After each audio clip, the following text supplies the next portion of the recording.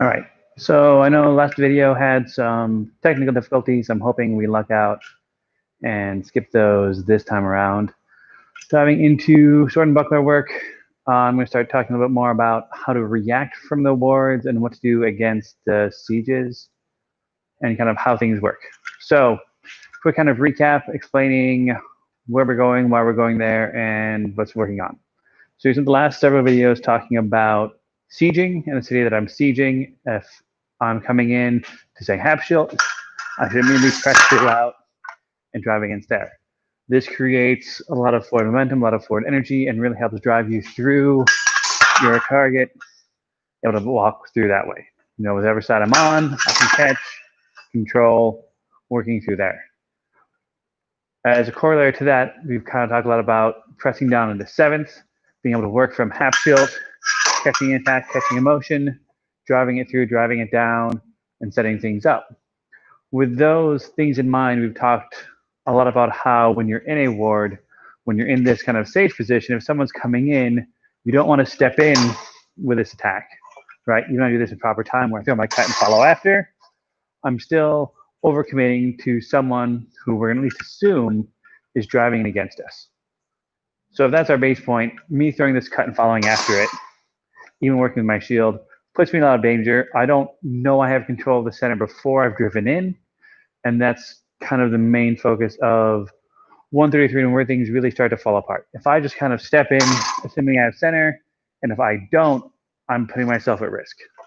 So we really look at, from the wards, fighting for control here, and if I need to step, right, I can always step away and change, kind of just a little bit closer, right? So if I'm here, I've stepped, I can now use my step to change lines, change angles, once I've found the other person's sword, which they've conveniently put in front of my face. So using these wards as defensive positions is getting out of this habit that comes mostly from longsword. I'll throw the shade out there, that I don't want to be stepping with this cut every time. But I want to throw my sword out there, find the opponent's weapon, see what's going to happen, and then decide how I want to move and control the fight. So with that as a baseline, and again, this doesn't really translate very well with Appel without an actual partner to work on, but I use this idea that no matter which position I'm in here, I'll throw this cut and then moving and changing lines. So you can get yourself in this habit, right? If you have a target, if you have a Appel, strike the Appel, no matter where you find it, and then from here, move and do something else, right? If I don't have a Appel with a sword sticking out of it, I can again cut the Appel, close off a line, redirect and move, and just use this habit of make contact and then move. And it's worth mentioning, worth addressing that I'm not throwing these cuts all the way through, right? This isn't a, I'm going to cut everything in half, even despite what this one looks like. I'm here, I'm throwing this to center. With any kind of weapon, right? The center, this line, where I'm here, pointing at my opponent, this is what I need to control and work to fight on. With longsword, we have a lot more cutting, things like that. So the center kind of starts to blur as we talk about lines of attacks, angles of attack. When you use something more like rapier, this line is fairly literal. Rapier doesn't have a whole lot of cutting to it, which isn't to say there's none, but rapier is all about point forward, find the line, control the line, and move through. And it's, I said, very literal in rapier, this idea that it is point at your target and just walk it straight in. I'll do rapier videos at some point, I'm sure. But I always think of 133 as sort of a proto-rapier system, right? Yes, it's short, it's cutting, I've got another thing in my hand, but this is to protect your hand. So this is just a really clumsy, unattached, complex hilt, right? I don't have anything fancy on this hand, especially with the little mesh that I'm using today, but I can keep it safe like I would with rapier by making sure my buckler stays against it. So with that same idea, with 133, yes, there is arguably some more cutting involved, but we're rarely, I'm not going to say never, trying to cut at a deep target, right? If somebody exposes their hand, sure, I'll totally swing at the hand. Someone does something dumb like leave this leg out, I'll totally take that leg and get out of the fight before anything starts to happen. But a lot of 133 really develops into this deep closed system where you're stuck with little thrusts, or if you have cuts, they're things like this, where you're driving across and pushing, slicing, more so than this sort of hewing motion we tend to associate with sword fighting. So I think of 133 as proto-rapier. So with this in mind, it was the idea that I want to control the center. Look at the sieges we've talked about. They're all about either driving to the center, controlling it like we do with Hapschild, or baiting and opening and making the person fight for the center and then taking it away from them. So obviously the center position, the center control is really important for the fight.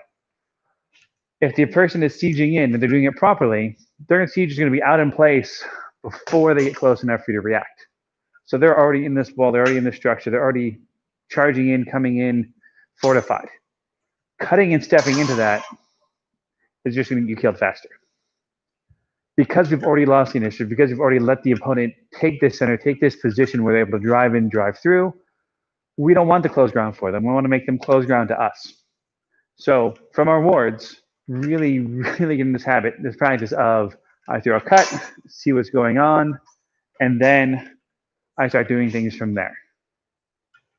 So of course, Hapschild deals with all this, right? That's why it's used, that's why it's effective, and that's why it's kind of its own thing that we spend a lot of time talking about, right? No matter what side I cut from against this Hapschild, they're going to bring my sword down and bad things happen, right? If I come to this side, they're coming over here, bad things happen.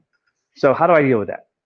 If I know, or at least can assume my opponent knows what they're doing, and if they're coming with Hapschild, odds are good they probably have a good idea of what they're going to try to do, right? It doesn't need to be 133 specific to go like, oh, if I come in like this, I can just push their weapon aside, no matter which way they come from. So this is a good, strong position to come in and move through. You see a lot of similar things in other weapons where you just drive in, right, long point like, things like that, where you make them react. Hapschild is set up so that if this is Hapschild coming at me, if I'm in second, it's covered. If I'm in first, it's covered, right? No matter what I do, the center line is covered. I can't actually strike past this weapon to the opponent, at least not in a way that keeps me safe, right? Sure, I can go like this, then I'm getting stabbed just as much. So we tend to ignore solutions like that to the problem because it makes the problem worse. So we have this idea that someone's coming with Hapschild, and no matter what I'm doing, I can't get past this guard. It's foolproof. I'm always going to hit their weapon, and once I do that, they're going to push it down. And if you're fighting a better opponent, they're not even going to wait for you to hit their weapon before they start pushing it down. And that is how we start to defeat Hapschild. So this is shown from first to start off with. So again, first is underarm, palm is away. I'm not like down here ready to throw a long edge cut coming up. I'm here ready to throw something like this or this and kind of keep my options open. The text is falling under sword and shield, right?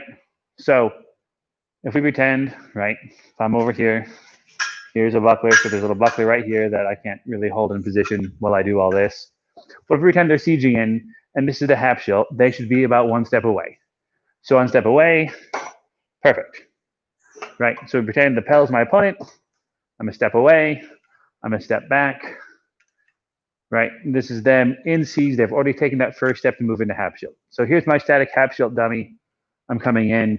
As they cut in, again, I'm not stepping in, I'm not gonna step in and do this, because again, that gets me too close, their sword stops my sword, they get to stab me. So staying static, staying stationary in this ward as we're safe, protected from this mess coming at us. So I'm going to throw this. I like to do this, especially here as this falling cut that we talked about before. So again, really getting that elbow up, exposing this arm so this can come through.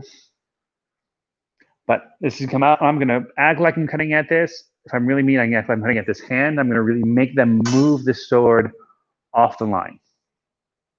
And once I'm here, I'm going to drop.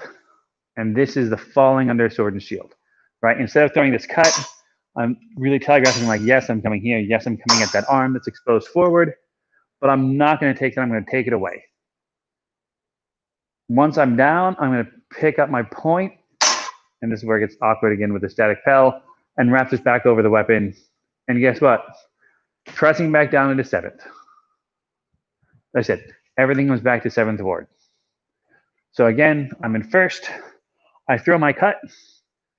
As they look like they're about to engage, As I see them reacting to this cut coming in, I'm going to drop it. And I'm going to pick it up and bring it across.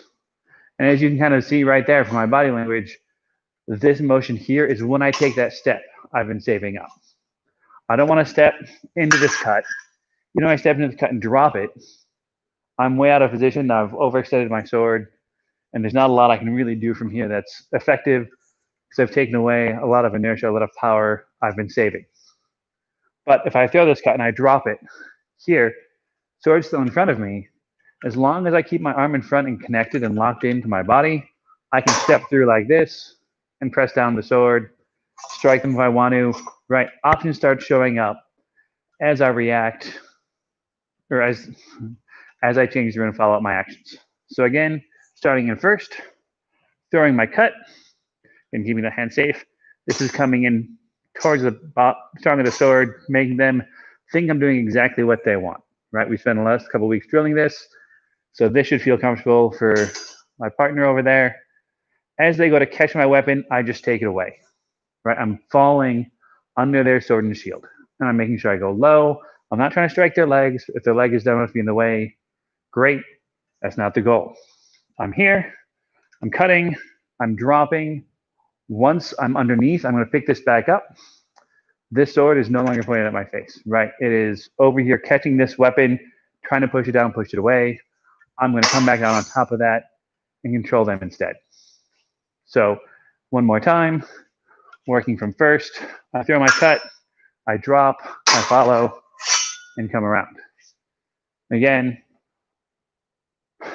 step a second sword. Right, then we wind up in seventh, and we have all the stuff we talked before, Schildschlag, Nookin, things like that. We can go into some of the grappling, wrapping up stuff. Right, but we get to a new decision tree. A decision tree, we are overbound and on the left, working from the first ward. So again, cut, drop, step through, press down to seventh, and follow up as you see fit, reacting to whatever they're doing. Because remember, they're still charging, and they're going to be closer to you than the Pel is if they're behaving properly the way we're expecting them to. So they may wind up, right, as I drop, maybe they've stepped in. Sword's over there. So I'm going to catch up and drop it. So now maybe we're over here like this. Either way, it doesn't change what my options are. We just need to be aware that this is a far more dynamic situation than, well, definitely that I can drill solo. I don't see more dynamic than you can drill or learn safely, even with a partner, right? Because this person should be charging in, driving through, ready to actually come in with their own attack. And then I'm defeating that by coming around, catching this, falling on top of their weapon. And the nice thing about this falling under sword and shield is it works no matter what position I'm starting in, right? I can start in second just as easily. If this is their half shield, same thing. I'm going to throw this cut, drop my weapon, come around over the top from the other side. And again, I'm really reserving that footwork to help me make that translation, make that transition. The lighter sword Messer I'm using tonight makes it a little bit, almost feels like it's cheatingly easy to be doing this. Next time I'll make sure to bring the proper weapon for this, and I can kind of demonstrate that these motions happen just as easily, just as quickly with this heavy weapon. But the real trick, the real impetus to making these transitions happen, making these motions translate, is that I'm not breaking this back and coming around. I'm moving this in front. I'm using my footwork to help pick up that weapon and drive it through. So my hand drops it, my hips turn and pick it back up. So again, from second, from fourth, whichever ward you like, throw that cut, give them the stimulus that they think they want, then take it away at the last second so you can come back over and trap their blade. So, of course, this has counters, everything is counters, and at some point it stops being ridiculous, it starts getting ridiculous. We're not going to worry about if this gets countered, if this gets stopped, because, again, everything ends up in seventh, right? If they stop this, they can basically try to drop their sword that they've chased down to stop you from getting underneath, trapping you a bit earlier, and then you can start doing some of the grappling moves, wrestling moves. I said by that point, you're better off just learning a lot more of what the Fulan should be, how the binds feel, what you can do, where the bodies are, where the positions are, and reacting from there, right? They kind of go into a little bit about If they get you before you, if they drop your weapon, you make the change through basically the other side, and you get stuck. Well, then you can start doing other things and working around other options. That's when some of the grappling plays come out, because by here, right, we get really close. So if we start a step away, I'm in second, I cut, I drop, they've advanced a step because they're moving like they're supposed to be. This gets stuck here as I try to move this way. Now all of a sudden, swords are down here, but they're too close to actually use. So this is when you start coming up like, well, I'm going to grab this, take this up, get my sword out, make my thrust. Right? If you're on the other side and stuck up here, you kind of wrap around, grab both their weapons, and kind of just walk away holding their hands. So it felt like a shorter video. There's a lot of work, a lot of details to unpack in there, so I'm going to call it there for the night. So again, really just working this idea of getting used to your wards being these safe positions, right? Either find a pal, find a target, practice, make your bind, make your connection, then stepping and moving around. And we have lots of wards we can play with that. Lots of ways you can step with that. Always focusing on not the strike afterwards, but controlling the weapon, right? Bringing everything down to 7th ward. If you cut, come around, cut down to the weapon. Don't make this dummy strike here, because they're going to stab you or punch you with a buckler or both, depending who you're fighting. From there, getting used to, okay, they're throwing that, they're in half shield, I'm going to drop, changing around, right? Do it from both sides, do it with other kinds of footwork. There's lots of options you can start working with and playing with from there to start dealing with kind of countering, interrupting the way these move, the way these flow. So as always, guys, if there's any questions, confusion, disagreement, feel free to reach out, email, Facebook, message here. I try to follow up with everything. And otherwise, I'll be back on Friday night with some sword and one-hand stuff. Thank you.